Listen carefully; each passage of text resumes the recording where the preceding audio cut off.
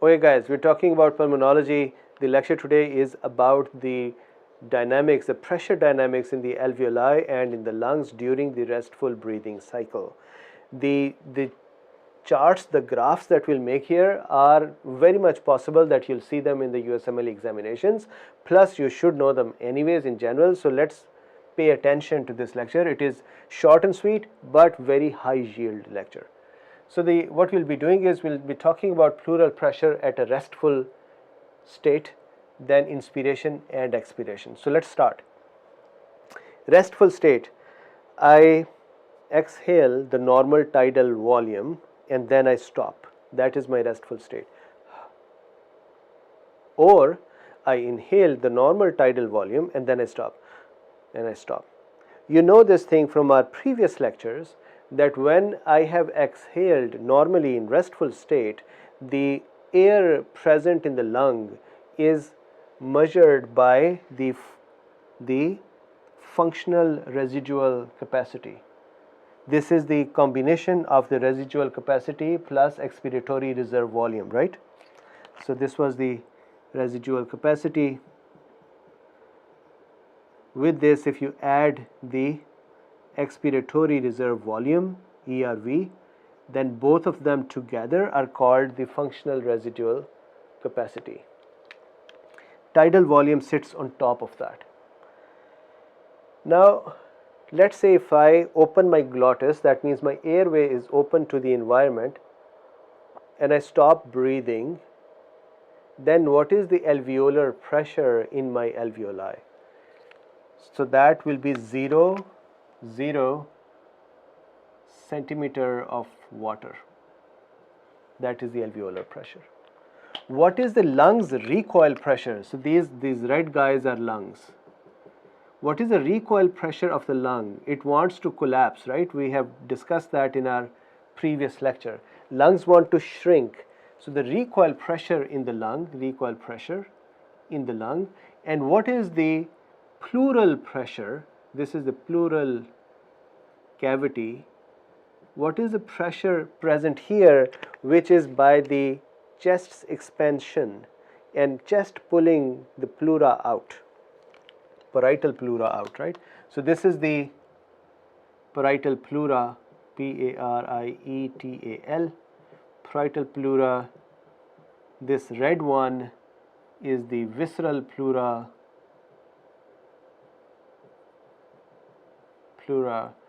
and the parietal pleura is pulled out by the rib cage, and that outward pull causes about -5 centimeter of water pressure. So that -5 centimeter of water outward is balanced by -5 centimeter of water pressure inward, or recoil inward, by the recoil force which we talked in the last lecture. So at this stage, my lungs are neither expanding nor compressing, they are just steady. And the alveolar pressure is 0 because alveoli are open to the environment.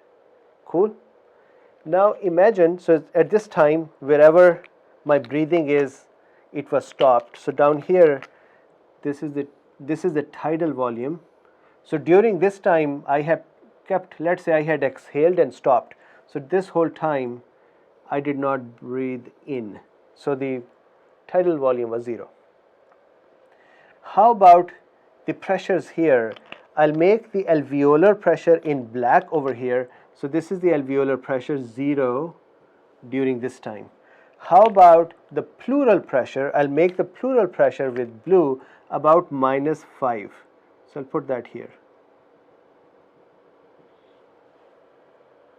Right? What is the transpulmonary pressure? We did the definition in the last one. Transpulmonary pressure is the difference between these two, which in this case, right now in this situation, it is -5. So 0 minus -5, so 5 centimeter of water. Okay, so that is what we got. Now imagine I reach here, and I decide to inhale because I had stopped after exhaling. So now it is my turn to inhale. So I went to inhale. What would happen? Diaphragm is pushed down, chest cavity is elongated vertically. That pulls the lungs downwards as well. When the lungs are pulled down, that pulls the parietal pleura outwards.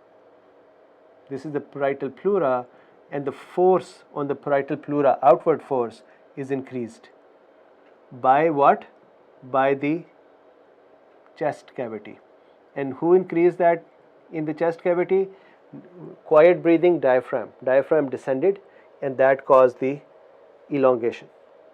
When this increased, pleural cavity pressure went down. See, it is being pulled out. So you pull a balloon out.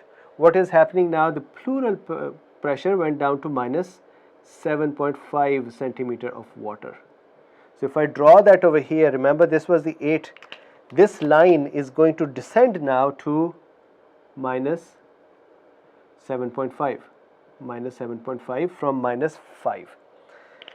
When that happens, the lung is going to be stretched out as well. When the lung is stretched out, the alveoli are stretched outwards as well. The surface tension in the alveoli, the inward recoil force, is now lesser. That was minus 5, is lesser than minus 7.5. So there is a net minus 2.5 pull outwards.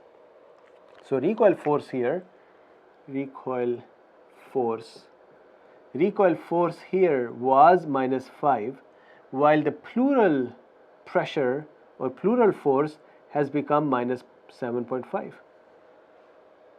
right? Or I should call it plus and 7.5. So now there is a difference between them, and that difference is going to open up the alveoli. So what would happen is alveoli would expand. That would create suction in the alveoli, and the air would have to run in. So what will happen to the alveolar pressure? It only changes by very tiny amount. It goes to minus 1 centimeter of mercury. This guy went from 5 to minus 7.5 or minus 8. So this went more, but this one reduced. So what do you think would be the transpulmonary pressure? It is a subtraction of them, right? So about minus 6.5. So that has changed. Transpulmonary pressure net minus 6.5 means it is pulling the lungs outwards and it is opening the alveoli. Now what would happen here? As a result of this, I was here, I would now inspire. So I would inhale. Normally about 2 seconds. Time about 2 seconds. That I have taken a tidal volume. So this change in pressure from 0 to minus 1 centimeter of water, alveolar pressure, caused the alveoli to become enough big to pull in or suck in about 500 milliliters of air. That is a tidal volume. So now we are here. Imagine then what would happen at the expiration. The whole thing is going to become reversed. So at the expiration, the diaphragm is allowed to relax. When it relaxes, it ascends upward. When it ascends upward, it reduces the vertical size of the lungs. That causes the alveoli to become smaller. How? Pleural pressure goes up. So pleural pressure now from minus 7.5 will go back up to minus 5.0 centimeter of water.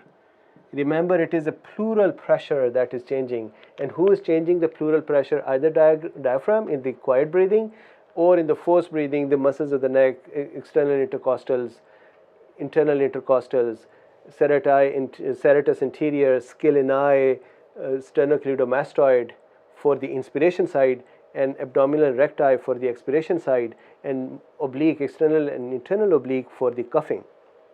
So anyways, this is where the things start.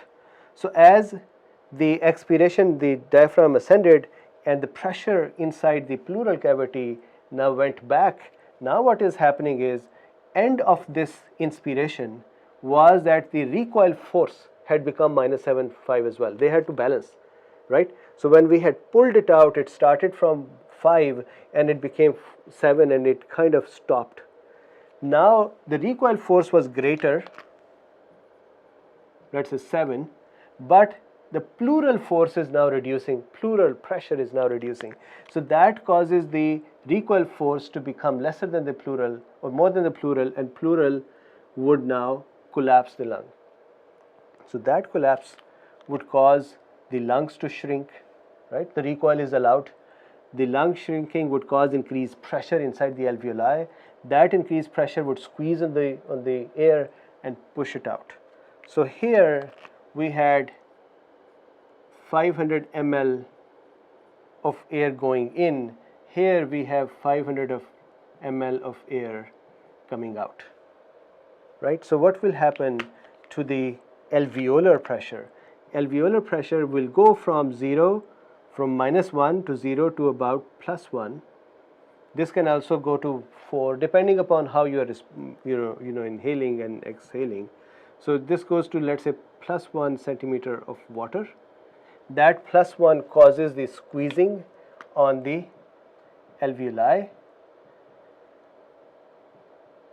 That increases the pressure. Remember, pressure is directly Laplace's law related to the tension and the radius. So now what is happening is the tension is increasing because we are allowing the lungs to collapse, and the radius is reducing, pressure is increasing. That pressure would push the fluids out. So what would happen here? I said fluid, air out. What would happen here? The air which I was here, air will be moved out. So this time is 2 seconds for one breath. So this is what is happening at the end of the expiration. Once again, the recoil force and the pleural force will become equal. That would happen first. Here the pleural force was increased and the recoil force slowly increased from 5 to 7.5 and became equal. So it is like two balloons. You pull one balloon and the other balloon slowly opens and becomes equal in pressure.